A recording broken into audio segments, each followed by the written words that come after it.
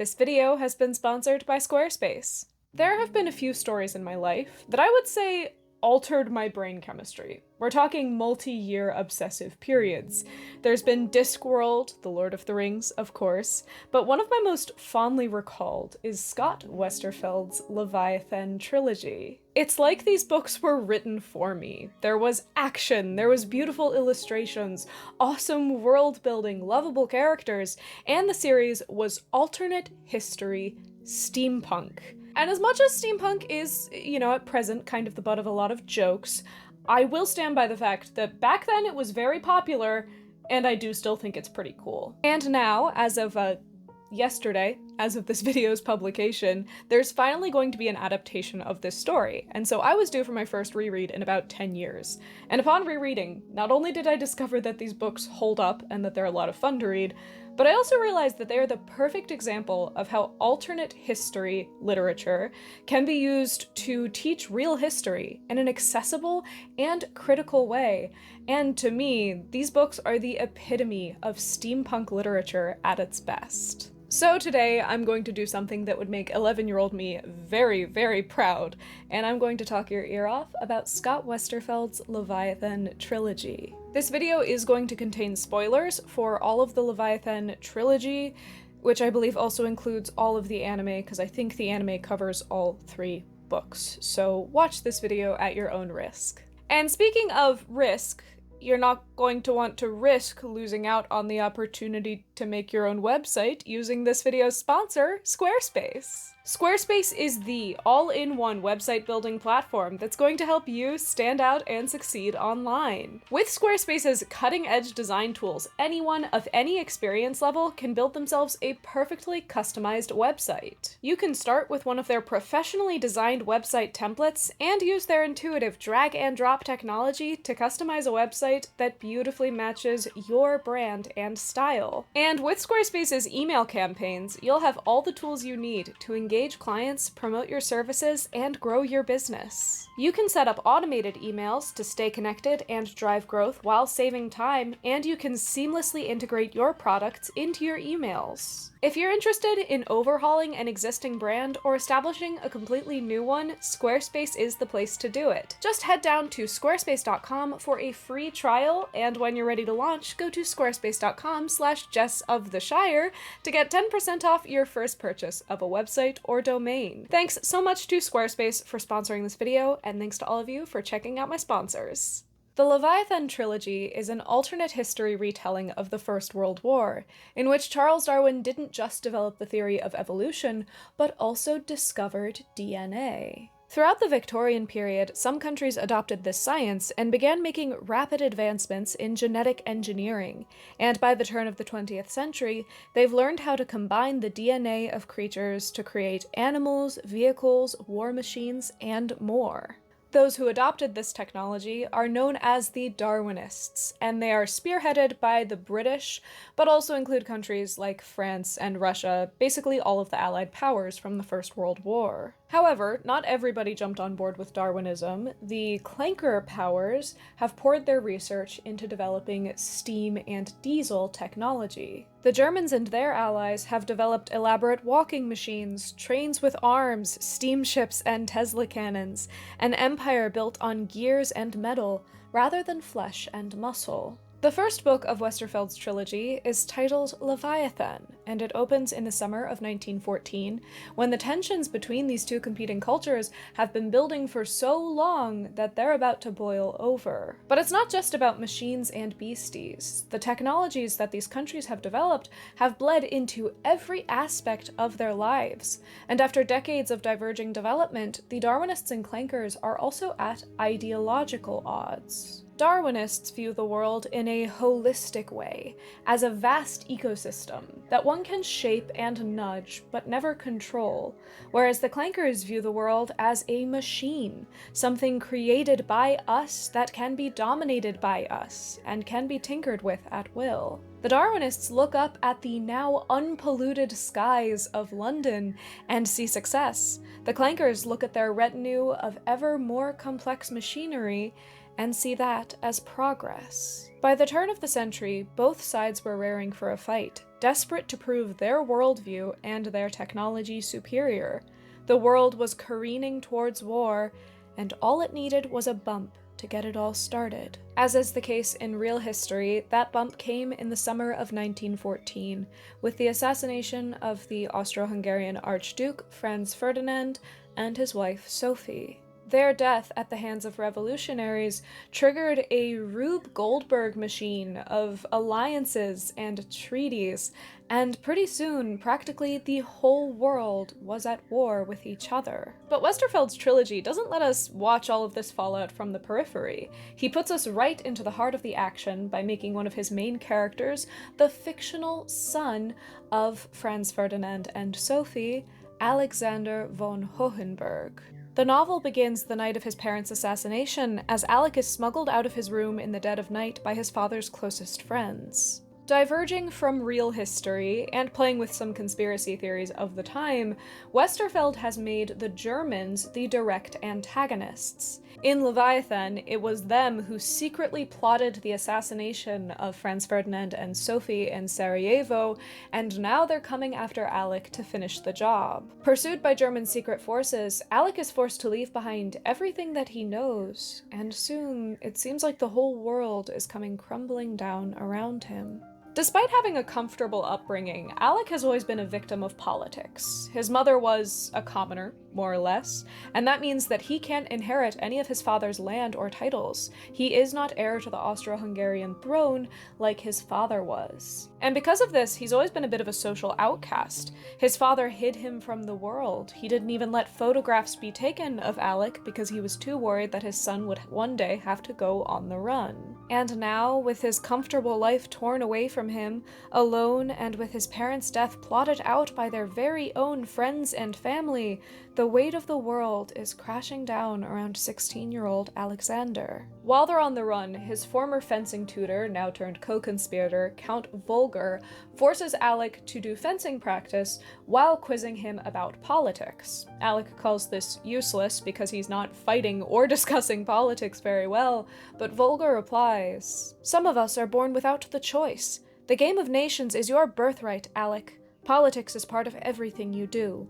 Alec pushed Volger's saber aside. Without a sword in his hand, he suddenly felt numb and exhausted, and he didn't have the strength to argue against the obvious.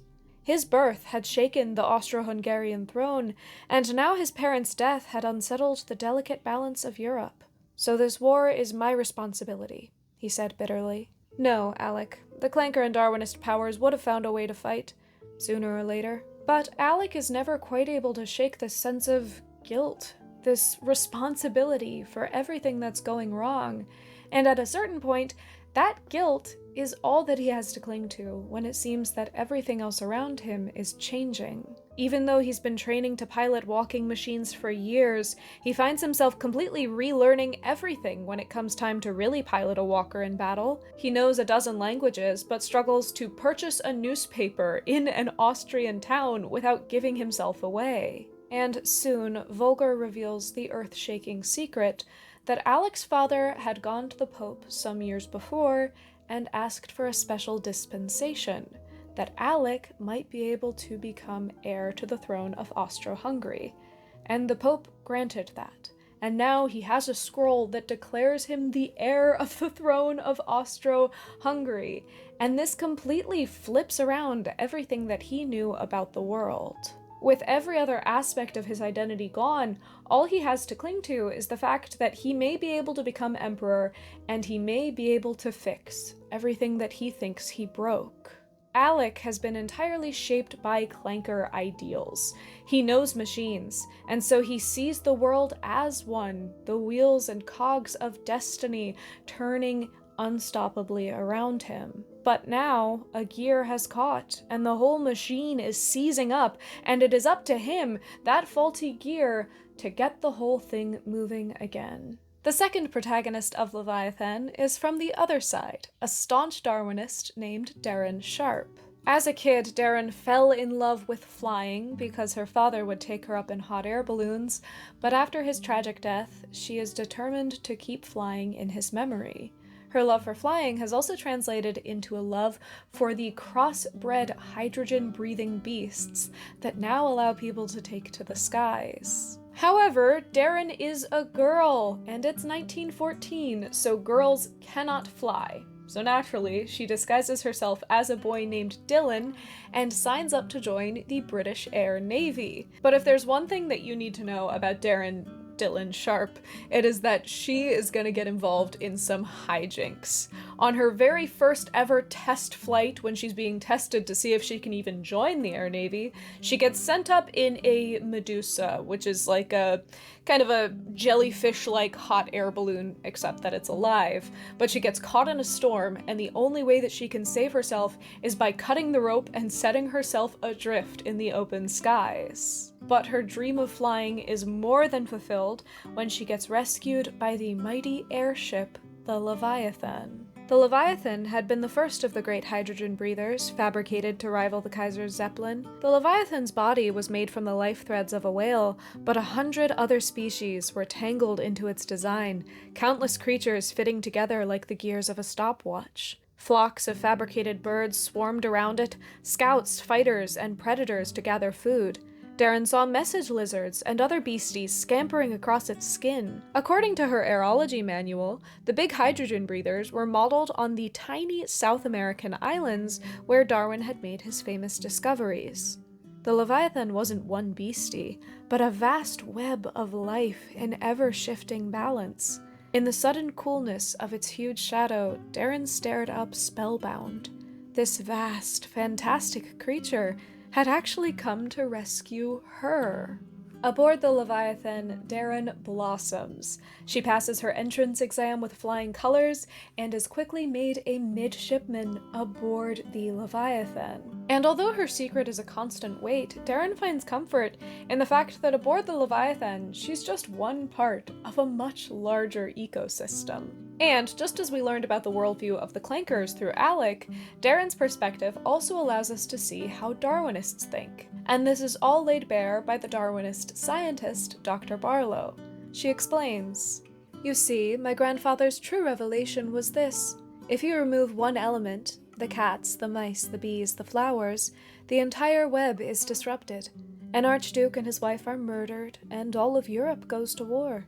A missing piece can be very bad for the puzzle, whether in the natural world, or politics, or here, in the belly of an airship." While Alec finds himself to be a victim of politics, Deryn is a victim of society.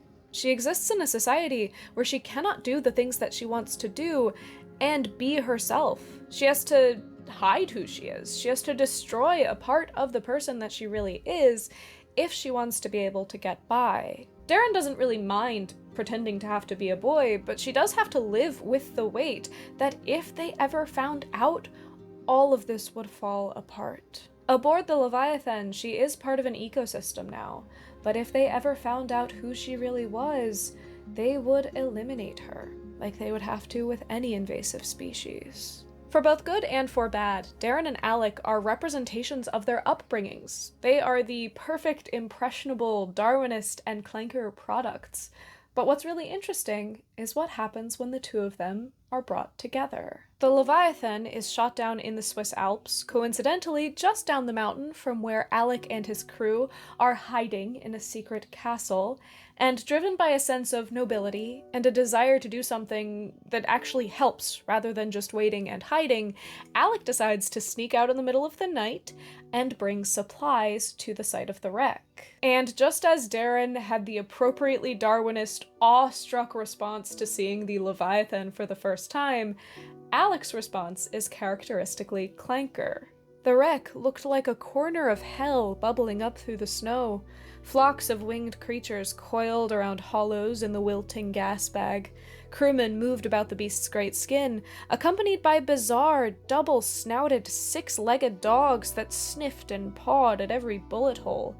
The green lights he'd seen from the castle covered the creature.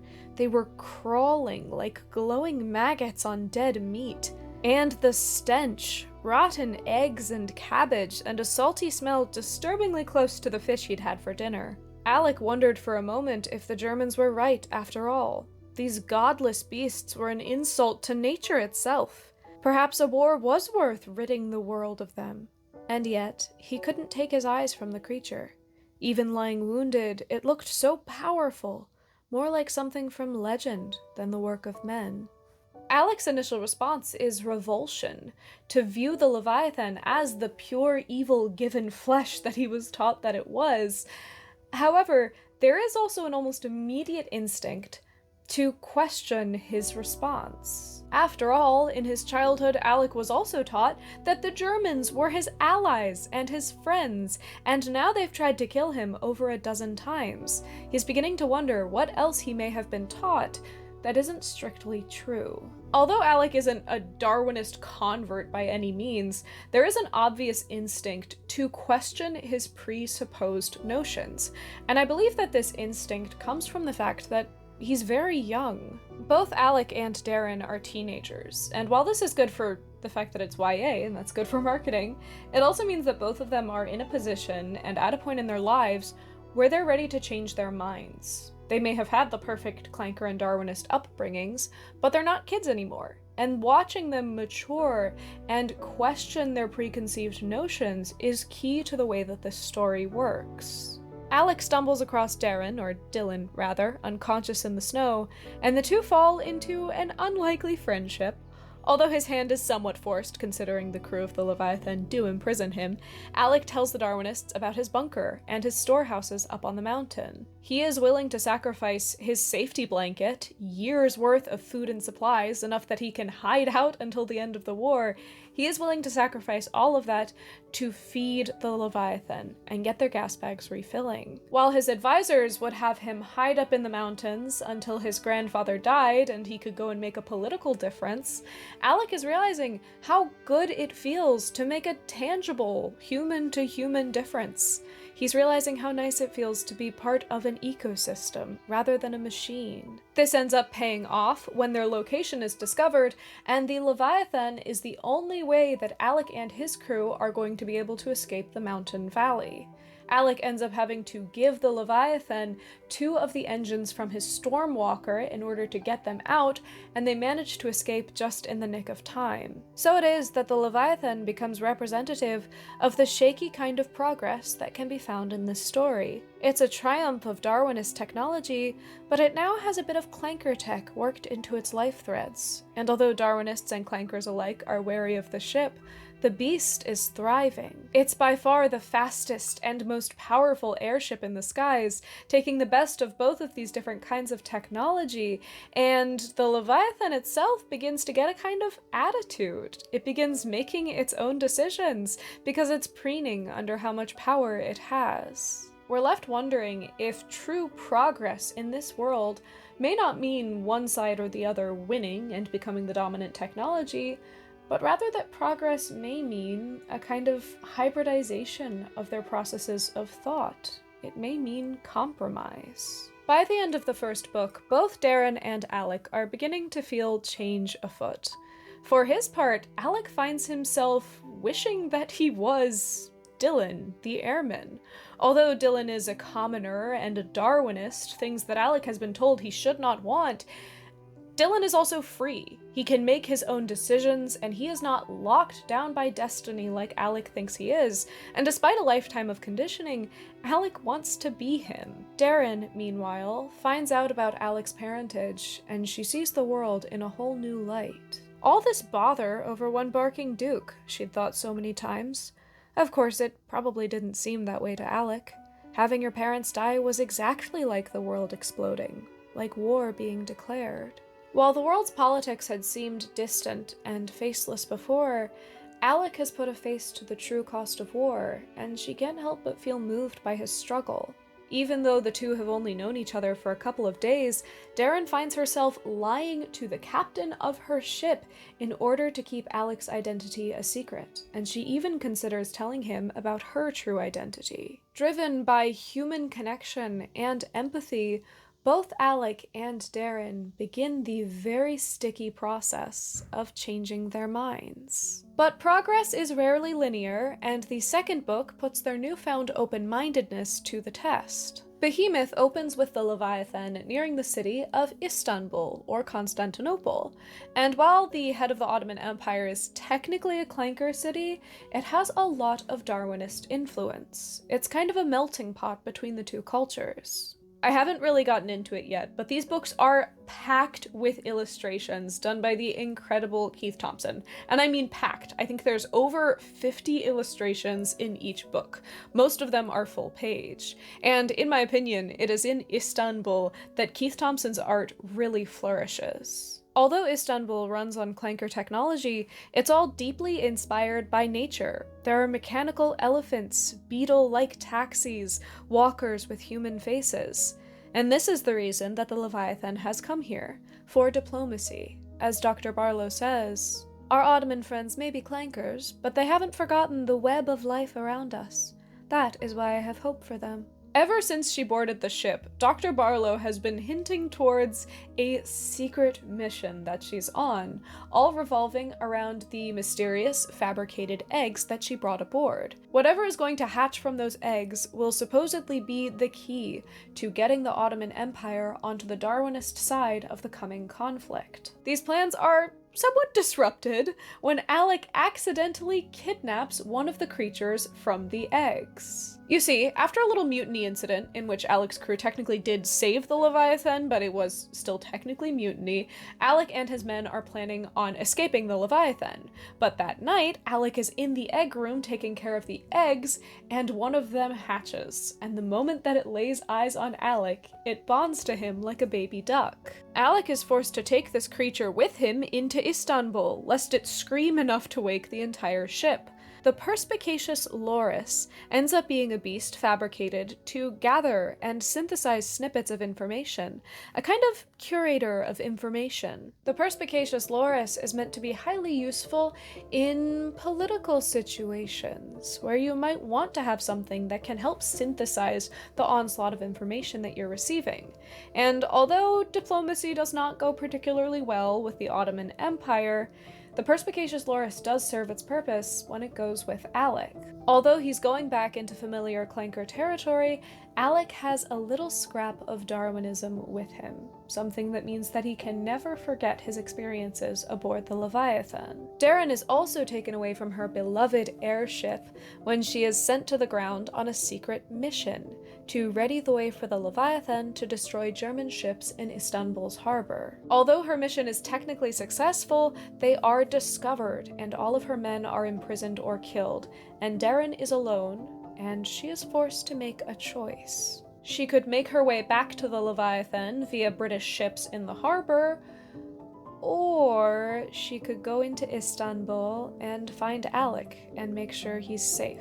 She chooses the rather unsoldierly option of following her heart rather than her brain, and she makes her way into enemy territory. In Istanbul, Alec finds himself falling in with revolutionaries, set on overthrowing the Sultan and stopping the empire's progression towards all-out war. He helps fund and plan with the Committee of Union and Progress, and it's there that he learns a lot about what true resistance and true leadership look like. He has to unlearn a lot of his very traditional thinking about politics, government, and even women as he works in close quarters with the revolutionary leader's daughter, Lilith. Alec even sacrifices the secret of his identity and allows himself to be photographed in a newspaper just to help hide the committee's plans. Deryn, meanwhile, finds herself in completely unfamiliar territory for the first time. Landlocked, surrounded by alien languages and tech, she struggles to remember who she is.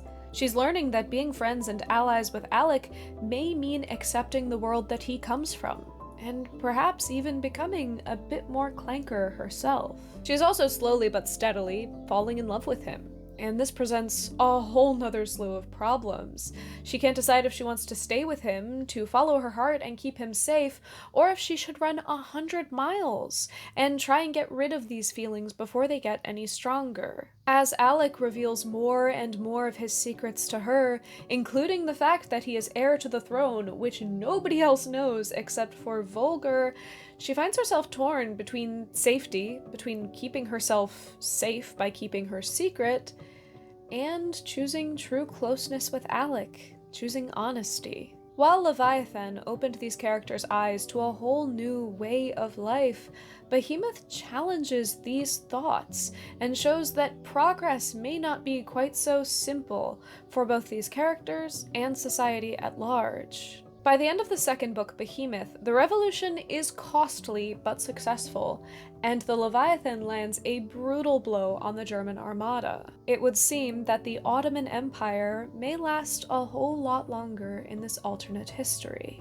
And Alec is faced with a choice. He can either run off into the wilderness and abandon his men and make his own way, or he can go back aboard the Leviathan with his men, where he will be made a political prisoner now that Britain and Austro-Hungary are at war. The logical, properly clanker decision would probably be the former, but Alec no longer thinks completely like a clanker, and by the end of Behemoth, he, the Leviathan, Deryn, and his men are all steaming off east. But once back in the air, Alec finds himself frustratingly helpless.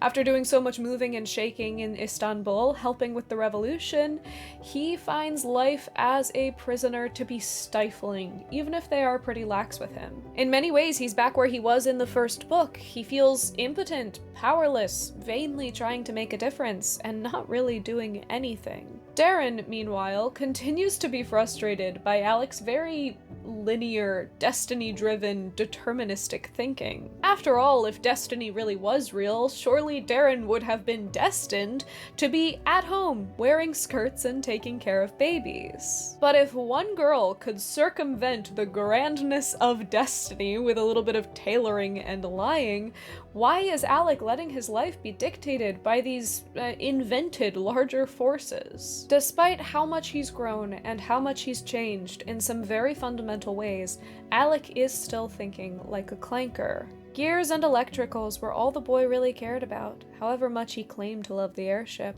Just like Deryn, who'd spent a whole month in Istanbul without ever feeling at home amid walkers and steam pipes. Perhaps clankers and Darwinists would always be at war, if only in their hearts. The weight of Deryn's secret is also becoming unbearable.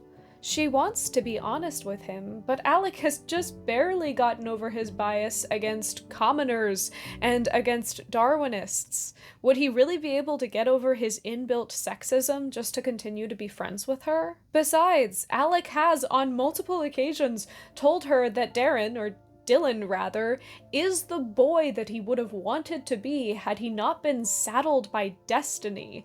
Would he really be able to handle knowing that the boy that he so admired and wanted to be was actually a girl? But really, for Deryn, it all comes down to the fact of her feelings for him.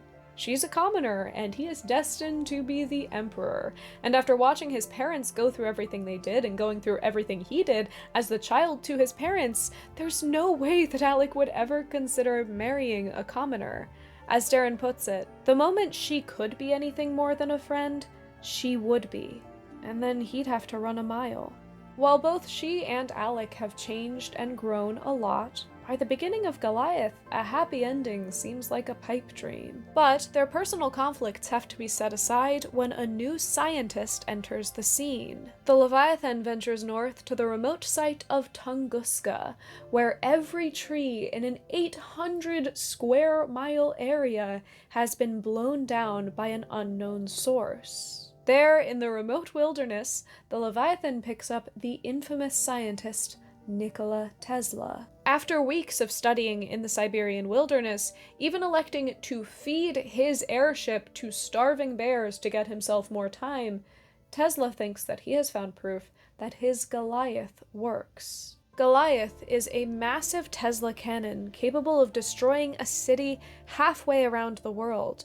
And with it, Tesla thinks that the threat of Goliath can stop Germany and the progress of war with a flip of a switch. Alec quickly befriends the scientist, seeing this as his opportunity to change the world, to fulfill his destiny while still being aboard the Leviathan. Deryn, however, remains suspicious. She's seen enough of war to know that destruction is rarely able to cancel out destruction. While the concept of war seems thrilling in a remote, imagined way, the real horror of it would stop many in their tracks. A weapon that can destroy a city from halfway around the world seems almost too terrible to be true, and even if it does work, it begs the question if something like that should ever be used. The tension between the two comes to a head when Alec uses a newspaper article to discover that Deryn is a girl. And he's crushed, not necessarily for any of the reasons that Deryn had been thinking of,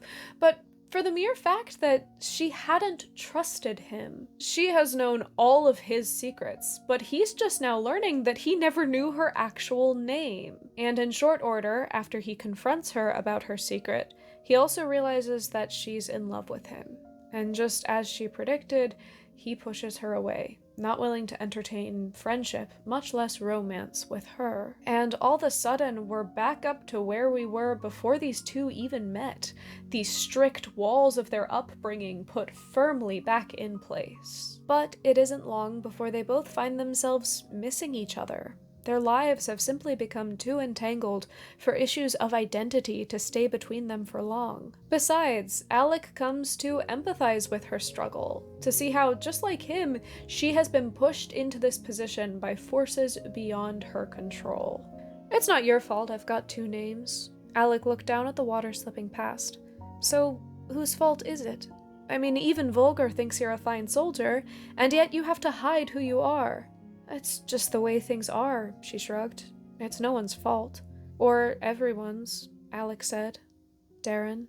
Throughout the books, Deryn has struggled with her secret alone, but now Alec is there to share that burden with her, and they become all the closer for it. And now that they have complete honesty with each other, Deryn finds herself more able to speak openly to Alec about his problems. She explains, "It isn't up to you to fix the world, Alec. Maybe your parents' murder set it off, but the world was ready enough with war machines and beasties." She stared into her bowl, twirling noodles onto her chopsticks. "A fight would have happened one way or another. None of that changes the fact that my family started it." Deryn turned to face him. "You can't blame a match for a house made of straw, Alec. It's like this, Your Highness. The world fell apart after your parents died, and it's still falling apart. It must be awful for you thinking about that every day. But I think you've got the two things muddled." "What two things?" "Your world and everyone else's." Deryn reached out and took his hand. "You lost everything that night. Your home, your family. You're not even a proper clanker anymore. But stopping the war won't fix all that, Alec. Even if you and the Boffins save the whole barking planet, you'll still need something more." But it's possible that Alec is already on the path to finding something more, despite how superficially he clings to preordained destiny. Driven by Tesla's mad schemes, the Leviathan crosses the Pacific, gets involved in the early Hollywood moving pictures scene, they come face to face with Mexican revolutionaries, and through all of this, while Alec is technically furthering Tesla's war efforts, again and again he prioritizes his allies on the Leviathan over the actual work that he's doing, and he especially prioritizes Deryn. He lies for her, bribes for her, and when a reporter finds out her secret, he is willing to give up his secret, that he is the heir to the throne of Austro-Hungary, in order to keep her flying. Although he is still dead set on using Goliath to end the war, something has changed within him. By the end of the book, Alec is forced to choose. Goliath is readying its very first test fire, a warning shot that will hopefully scare Germany into surrendering, but German water walkers interrupt, trying to sabotage the test and destroy the weapon. In response, Tesla changes his tune. This is not going to be a test. He is going to use Goliath to destroy the city of Berlin, inevitably catching the nearby Leviathan in the crossfire. And as always, Nikola Tesla is ready with an excuse. It's for the greater good, after all. The inventor shook his head. I've dreaded this moment for years, but fate has taken control. Alec cannot let fate excuse the atrocity that is about to occur, not just for the sake of Berlin and all the souls living there, but for the Leviathan, for its crew, and for Deryn. Alec is forced into a corner, and he finally chooses something for himself. He kills Nikola Tesla and disables Goliath. Back aboard the Leviathan, Alec and Deryn are reunited, and they're left trying to figure out where they go from there. Deryn has had one too many close calls with her secret being revealed, and she has decided that she's going to leave the Leviathan. Dr. Barlow has seen what she's worth and has offered her a position in a secret society, where she'll be able to do diplomacy, espionage, adventure, and even a little bit of flying, all while keeping her secret very safe. Alec, meanwhile, is finally ready to choose something for himself and to shake off the chains of destiny, and so he takes the scroll that names him heir and he throws it into the river. And Deryn is aghast. That letter was your whole future, you daft prince. It was my past. I lost that world the night my parents died. He drew close again. But I found you, Deryn. Maybe I wasn't meant to end the war, but I was meant to find you. I know that. You saved me from not having any reason to keep going. So it is that empathy, compromise, and love are able to overcome even the deepest of divisions. Although the war is not yet over by the end of Goliath, America seems like they're going to be joining in the war effort much sooner, and the war is going to come to a close much faster, and Europe is going to avoid the vast ruin that it experienced, which predicated a lot of the 20th century's worst atrocities. Due in part to the actions of Deryn, Alec, and the crew of the Leviathan, it seems they're headed full steam ahead into a much brighter future. Look, I'm not going to try and sugarcoat it. Leviathan is young adult fiction. If you're looking for something gritty and dark and realistic, this is not the story for you. It's indulgent, it's a little cheesy at the ending, and it handwaves a lot of the science and the politics for the purposes of story. But it is really good at being divergent historical steampunk fiction. And as specific and crazy as that genre sounds, it does a lot of important things. Historical fiction itself has long been regarded as a really great tool for teaching nonfiction history. You see, the study of history is hard because it's all stories. There's not a lot of, objective, clear facts that one can refer back to. It's not teaching kids that 1 + 1 = 2. You're teaching kids what happened in the past, why that happened, and why that still matters. And within that, there's a lot of room for bias. Someone's understanding of history can be impacted by what countries you discuss, what periods of time you choose to linger on, what maps you use, what first-hand sources you show kids, just by how you explain everything.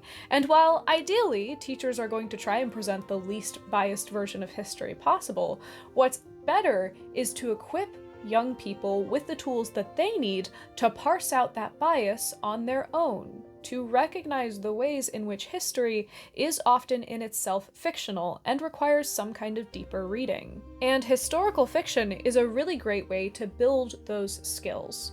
Kids are familiar with what fiction is. They understand that it's not real. So if you can call their attention to the ahistorical details included in historical fiction, it's going to make their eyes more keen to the oversimplifications, the fictionalizations, and the bias that can be found in real history. Plus, historical fiction is uniquely capable of putting a face to history, as Grant Rodwell explains it. Without human beings whose emotion and actions influence the times, there is no history. And many readers will attest, one way that we remember grand historical novels is from the strength of characters portrayed in them. Historical fiction can sharpen and train critical thinking skills, and can make history feel more real and accessible, things that are key to the intellectual development of young readers. But Leviathan isn't just historical fiction. It is divergent historical fiction, in which the author chooses a divergence point in the past. They change something, and then that change has ramifications on all of the story and all of the world building. In Leviathan, that divergence point is Charles Darwin's discovery of DNA back in the 1800s, which, as Scott Westerfeld explains, changes the ruling science of the 20th century from electromagnetism to biology. And all of the world building that we see in Leviathan is a result of changing that ruling science over 50 years before. Especially when it comes to being read by children, divergent historical fiction has a leg up on historical fiction because it is so obviously fictional. The obvious fictionality actually makes it easier to determine what is true and what is false, because there's no way you're going to get lulled into a sense of false security that the text that you're reading is an actual historical text. Most kids are not going to read Leviathan and mistake it for a historical text because of, the flying whales.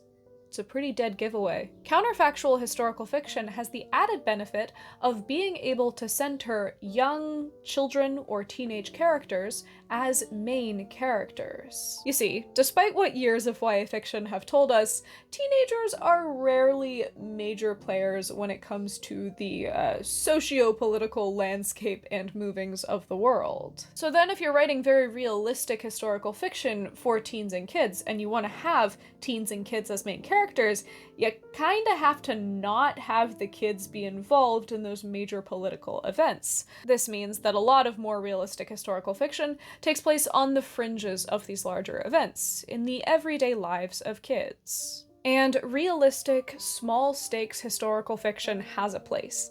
However, in divergent historical fiction, if you're already adding in flying whales, why not make your young adult protagonists have a role in history? Why not give them agency? Because believe it or not, if you convince kids and teens that they have a voice, that they can make a change, that they can have an impact on the world, as adults, they may still be able to try and change the world. But Leviathan isn't just divergent historical fiction, it is steampunk divergent historical fiction, and I will die on the hill that steampunk is far more than just an aesthetic. And I am going to do a whole video on steampunk someday because I'm very passionate about it, but steampunk emerged in the late 80s as a riff off of cyberpunk.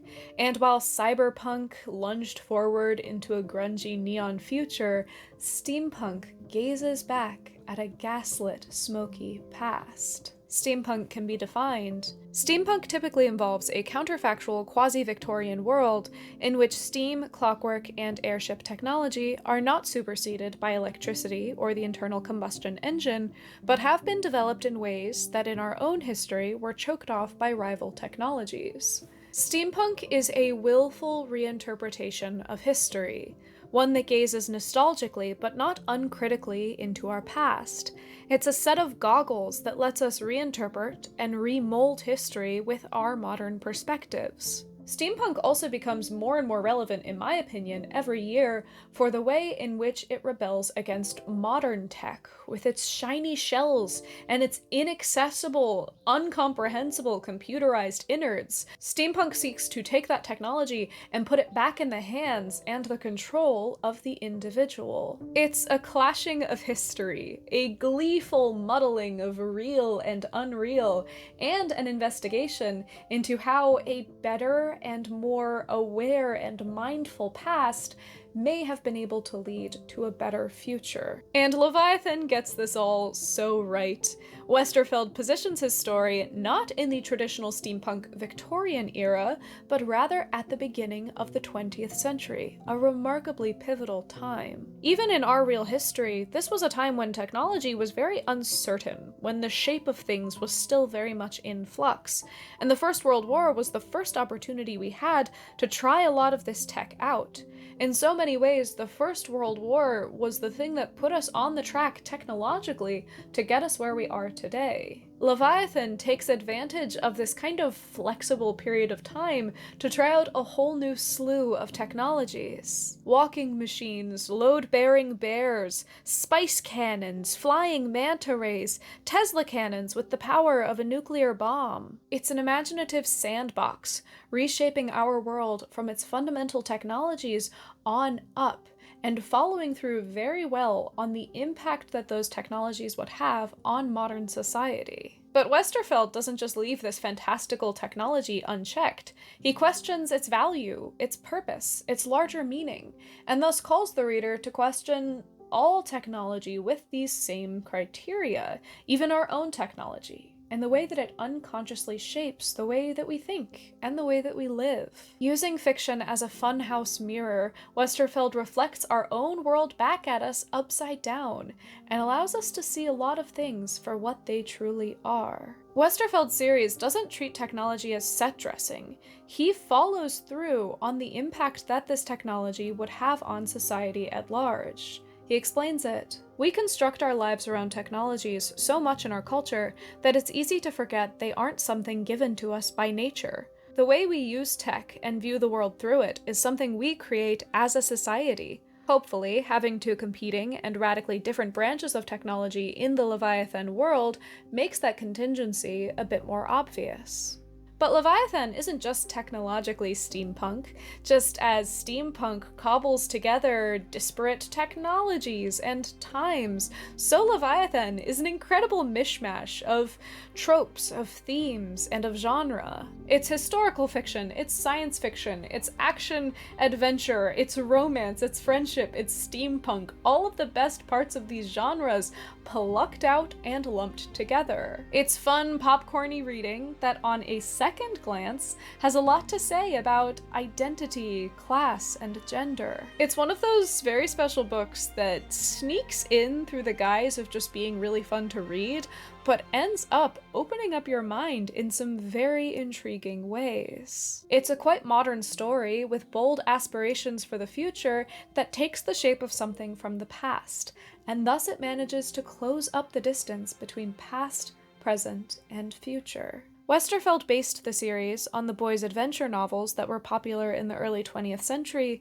but it grew to be so much more. In fact, it ended up being a rather collaborative process. Early on, Leviathan was just going to be a plain novel, but Scott Westerfeld was doing research and stumbled across the art of Keith Thompson, and he immediately knew that he needed these books to be illustrated. Not only would this bring the steampunk aesthetic to life, it was also a nod back to novels before the 20th century, where most of them were illustrated in one form or another. And rather than write the book and then have Thompson go back and illustrate it, Westerfeld ended up in a creative process where he was writing as Keith Thompson was illustrating, and sometimes Thompson would get ahead of him, which only pushed his writing process to improve and become something very special. Thompson was a major voice in building and shaping the technology, and the need to have something to illustrate drove the pace. The books race through action and linger on awe-inspiring visuals in a way that really makes this story feel like a relic from the past. This novel feels like something plucked out of an alternate world and put into our own. A very unique piece of fiction. But as much as I want to intellectualize my love for these books and say that they're genre-bending and actually very educational about history, the reality is that as a 12-year-old who wasn't that into reading at this time, these books were just insanely fun. The world was exciting and inspirationally imaginative. The characters were likable and they had great chemistry. It was a page-turner and there was just enough history to be intriguing while still being comprehensible. I got my best friend in middle school to read these books, and for a good year, in like the 6th grade, I think it was, this was all that we talked about. We talked about the stories, we wrote fan fiction. I was the kid who carried around a 3-inch binder full of notebooks full of fan fiction, mostly about Leviathan.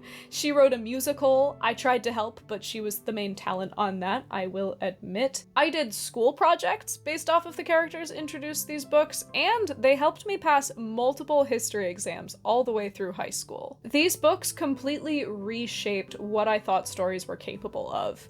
And although I will freely admit that these are YA, and they are not the great American novel, they're not the best thing ever written, I am consistently impressed by how well they do what they set out to do. Leviathan is nostalgic about the past, but it doesn't leave the past unquestioned or uncriticized, and it is very critical of the way in which the actions of the past affect what we are experiencing in the present, and will continue to affect what occurs in the future. It's all about how the little actions and the day-to-day choices that we make may be able to guide us towards a brighter future. Leviathan is alternate history steampunk literature for teens, and it is proof that challenging, genre-bending, fun, interesting, political, difficult, good stories should be written and read by everyone. I am on my knees, hoping and praying that the Netflix adaptation of this series is good. Not just because I want to see a good adaptation of these books, which I do, but because these books need more people to read them. This is, I'm pretty sure, the smallest fandom I've ever been a part of. There's like 300 fanfictions total about these books, which is not very many, and I don't think I've ever organically run into a fan of these books out in the wild. So I am just desperate to get more people to read these books, and this anime is the only chance I have. I mean, on top of my platform, where I can beg you guys to read these books. By the way, this is me begging for you guys to read these books if you haven't already. They're a fast read, I promise. The audiobooks are really good, and I was able to read the first novel in like 6 hours. It's fast, I promise. It's not a huge time investment, but it is very much worth your while. And if you don't want to read them, you should still buy them and give them to teenagers. Preferably ones that you know, but if they're just ones off the street, that's perfectly fine too. You can get the next generation of people reading these books so that someday I'll have someone to talk to about them. If you have read these books, tell me your thoughts about them in the comments. Tell me about your favorite character, because I am desperate to talk to people about these books. And if you've seen the anime, let me know what your opinions are on the anime, because I'm going to be watching it, and I am happy to discuss my thoughts as I watch more and more of it. And if you haven't read Leviathan, tell me about what your favorite fictional history book is. Alternative history or just historical fiction. This is a really indulgent video. It's one of those ones that I make because I need to make it, and not because I think it's gonna do particularly well. So if you want to support me doing videos about the things that I really, really like to talk about, go ahead and share this with somebody and give the video a like. There will not be a new video next week, but I'm coming back the week after that to talk about some very exciting things, so be sure to subscribe if you want to tune in for that. Thank you so much for joining me this week, and I hope that you have a very happy, hobbity day.